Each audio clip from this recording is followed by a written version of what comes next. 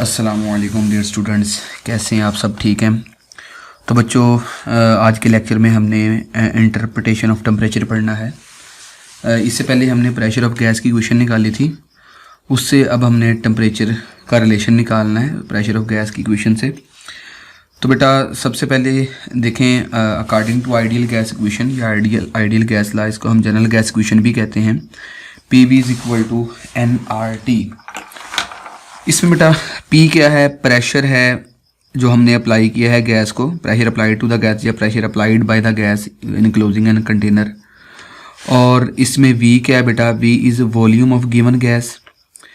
N क्या है बेटा? N है इसमें नंबर ऑफ मोल्स, कितने मोल हमने लिए गैस।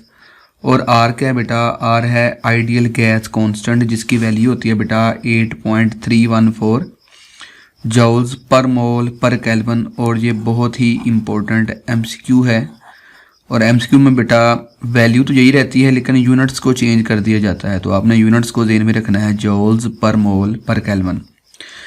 T क्या है बेटा? T है एब्सोल्यूट टेम्परेचर, उस गैस का टेम्परेचर कितना है। तो अगर Na क्या बेटा? एवोगाड्रो नंबर, जिसकी वैल्यू होती है 6.02 × 10⁻23। एक मोल में हमें पता है जो नंबर ऑफ मॉलिक्यूल होते हैं वो एवोगाड्रो नंबर के बराबर होते हैं। तो if Na is Avogadro's number then number of moles can be expressed as N is equal to आ जाएगा बेटा N/Na। तो वो जो पहली इक्वेशन थी, इसको हम क्वेश्चन नंबर 1 का नाम देते हैं। इसमें N की जगह क्या आ जाएगा बेटा? N/Na। तो यहाँ पर ज़रा वैल्यूज पुट करें क्वेश्चन नंबर 1 में, तो PV किसके बराबर आ जाएगा? N की जगह आ जाएगा कैपिटल N/Na इंटू RT। तो ये Na इसके नीचे ले जाएं तो PV इज इक्वल टू आ जाएगा NR/Na और साथ में क्या आ जाएगा T। अब बेटा अगर आप गौर करें कि ये जो R है ये भी कांस्टेंट है और Na क्या है? एवोगाड्रो नंबर, ये भी कांस्टेंट है। तो ये जो पूरी वैल्यू है ये एक नया कांस्टेंट बनेगा। तो इसको हम क्या कहते हैं बेटा? वेयर ये जो नया कांस्टेंट इसको हम कहते हैं K is equal to R/Na। जब इसमें हम बेटा वैल्यूज पुट करते हैं, कौन सी वैल्यूज? R की वैल्यू क्या है बेटा? 8.314 और Na की वैल्यू क्या है? 6.02 × 10⁻23। और बेटा जब इनको हम सॉल्व करते हैं बाय यूजिंग कैलकुलेटर, तो we get 1.38 × 10⁻23 joule per kelvin. और ये बेटा जो नया कांस्टेंट है इसको हम बोल्ट्जमैन कांस्टेंट कहते हैं, बोल्ट्जमैन कांस्टेंट का नाम देते हैं, बोल्ट्जमैन कांस्टेंट, जिसकी वैल्यू है बेटा 1.38 × 10⁻23 जूल पर केल्विन। अब ये जो R/Na है इसकी जगह पे हम क्या पुट कर देंगे? K। तो इस क्वेश्चन को हम जब दोबारा रीराइट करेंगे तो हमारे पास क्या बनेगा बेटा? ये बन जाएगा PV is equal to N, ये एज इट इज़, और R/Na क्या आ जाएगा? इसकी जगह आ जाएगा K और साथ में आ जाएगा T। तो इसको हम कह देते हैं question number 2। This is our question number 2।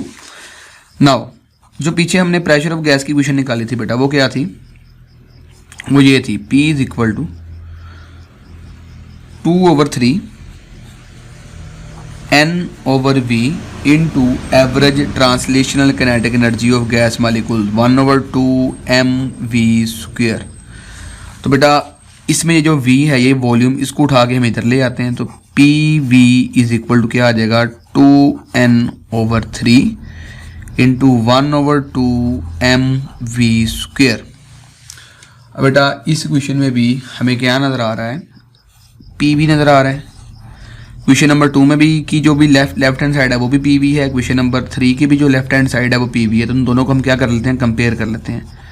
तो कंपेयरिंग क्वेश्चन 2 एंड 3, तो क्या आएगा बेटा हमारे पास? जब इन दोनों को कंपेयर करेंगे तो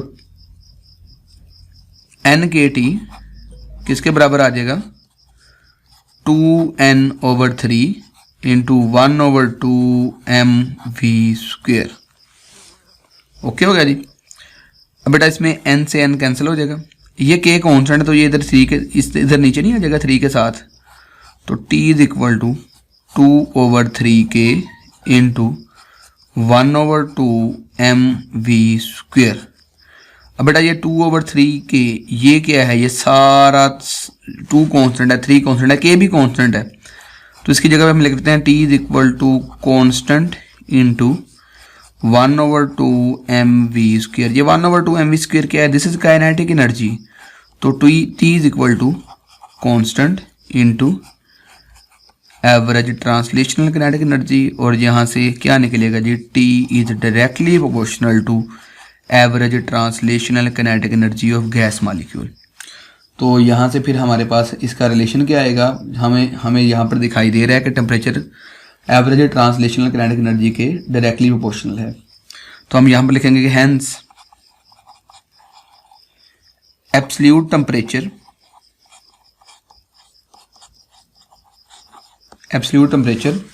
ऑफ एन आइडियल गैस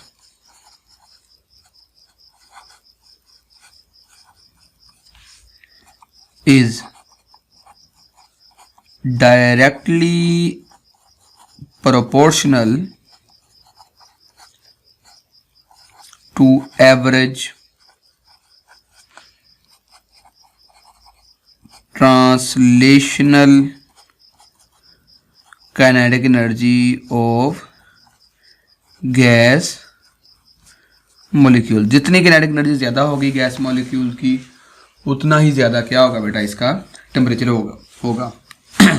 तो ये तो थी हमारे पास इंटरप्रिटेशन ऑफ टेम्परेचर। इसके बाद हम चलते हैं बेटा Boyle's law and Charles law की तरफ। तो our very next topic is Boyle's law. तो बेटा बॉयज़ लॉ आप सब पढ़ के आए हैं फर्स्ट ईयर में ही। जो केमिस्ट्री के खसूसी तौर पे बच्चे हैं उन्होंने बॉयज़ लॉ चैप्टर 3 में पढ़ा होगा। गैसेज का चैप्टर है केमिस्ट्री का फर्स्ट ईयर का। और यहाँ पर भी हम थोड़ा सा इसका देखेंगे। बॉयज़ लॉ क्या है बेटा? हेडिंग देते हैं इधर। हमने बॉयज़ लॉ को निकालना है यहाँ से। बॉयज़ लॉ ये कहता है कि एट कांस्टेंट टेम्परेचर, ये बॉयज़ लॉ की कंडीशन है कि ये हमेशा कांस्टेंट टेम्परेचर पे ही वैलिड होता है। At constant temperature the volume of a given mass of a gas is inversely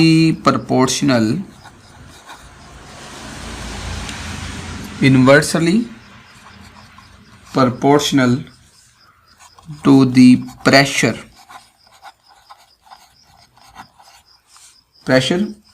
applied to the gas।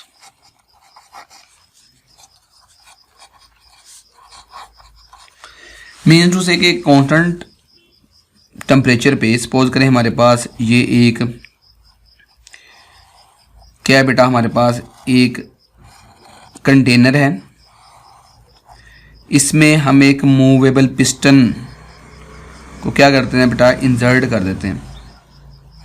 तो इस कंटेनर में कोई यहाँ पर गैस बंद है जिसका वॉल्यूम V है। तो अगर यहाँ से इस पिस्टन को यहाँ पर मैं कंप्रेस करूँ बेटा, तो इसका वॉल्यूम कम हो जाएगा, लेकिन पिस्टन के कंप्रेस करने की वजह से इसके प्रेशर में क्या हो जाएगा? इजाफा हो जाएगा। तो वॉल्यूम जो है वो प्रेशर का क्या है? यहाँ पर इन्वर्सली प्रोपोर्शनल है। बशर्त ये है कि जो टेम्परेचर है वो क्या रहे बेटा? कांस्टेंट रहे। तो इसकी हमने मैथमेटिकली प्रूफ निकालना है by using kinetic molecular theory of gases. तो बेटा by kinetic molecular theory of gases वो क्या क्वेश्चन हमने पीछे निकाली थी? वो ये थी P is equal to 2/3 n/v into 1/2 mv²। अच्छा, तो इसमें चूंकि हमने बात की थी कि टेम्परेचर जो है वो कांस्टेंट है, और पीछे हमने ये भी निकाला कि जो टेम्परेचर ये काइनेटिक एनर्जी है, और टेम्परेचर काइनेटिक एनर्जी का क्या है बेटा? डायरेक्टली प्रोपोर्शनल है। आल्सो वी नो दैट कि जो प्रेशर है, ये पहले तो इधर इसकी जगह लिखे ना काइनेटिक एनर्जी, ठीक है। और जो टेम्परेचर है बेटा वो काइनेटिक एनर्जी के क्या है? एवरेज ट्रांसलेशनल काइनेटिक एनर्जी के डायरेक्टली प्रोपोर्शनल है।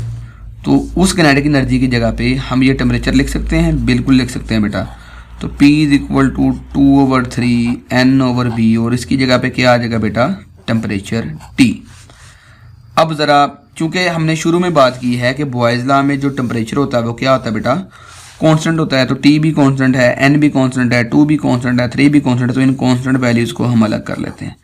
P is equal to 2NT/3 into 1/V। अब ये सारी वैल्यूज क्या है बेटा, कांस्टेंट नहीं है, these are the constant values. तो P is equal to constant into 1/V। तो हमें क्लियरली नजर आ रहा है, अगर हम यहाँ पर कांस्टेंट हटा दें, खत्म कर दें, तो pressure is inversely proportional to volume. तो बेटा यहाँ पर हमारे पास क्या आ जाएगा, pressure is inversely proportional to volume. या फिर इस V को अगर मैं इधर ले आऊँ तो इधर से एक और क्वेश्चन निकलेगी, PV is equal to constant which is Boyle's law. बेटा ये था हमारे पास बॉयल्स लॉ का टॉपिक। इसके बाद चार्ल्स लॉ में क्या है, जिस तरह बॉयल्स लॉ में ना बेटा एट कांस्टेंट टेम्परेचर, मतलब बॉयल्स लॉ वैलिड होता है कांस्टेंट टेम्परेचर पे, इसी तरह जो चार्ल्स लॉ है वो वैलिड होता है किस पे, एट कांस्टेंट प्रेशर पे। कांस्टेंट प्रेशर पे जो वॉल्यूम है किसी भी गैस का बेटा, वॉल्यूम जो है वो क्या होता है, volume of given mass of gas is directly proportional to absolute temperature. तो ये हमने साबित करना है कि जो वॉल्यूम है वो टेम्परेचर का क्या है बेटा, डायरेक्टली प्रोपोर्शनल है, प्रोवाइडेड दैट के प्रेशर क्या रहे, कांस्टेंट रहे। तो ये चीज़ हमने क्या करनी है, साबित करनी है। तो उसके लिए kinetic molecular theory of gases जो है वो हम ले रहे हैं, वो क्या है जी, P is equal to 2/3 N/V into 1/2 mv²। ये हमने पीछे क्वेश्चन ड्राइव किया जिसको हम यूज़ करते हुए interpretation of temperature then Boyle's law and अब चार्ल्स लॉ को फाइंड आउट कर रहे हैं मैथमेटिकली। तो बेटा चूंकि हमने यहाँ पर वॉल्यूम की वैल्यू निकालनी है तो ये V इधर आ जाएगा और जो P है वो नीचे आ जाएगा। तो V इज इक्वल टू क्या आएगा बेटा, V is equal to 2/3 N/P into 1/2 mv²। अब देखिए हमने शुरू में बात की है कि यहाँ पर प्रेशर कांस्टेंट है, तो 2 कांस्टेंट है, N कांस्टेंट है, 3 कांस्टेंट है और चार्ल्स लॉ में प्रेशर भी कांस्टेंट है। तो ये सारी चीज़ें अगर कांस्टेंट हैं तो यहाँ पर फिर क्या आ जाएगा, V is equal to constant into 1/2 mv²।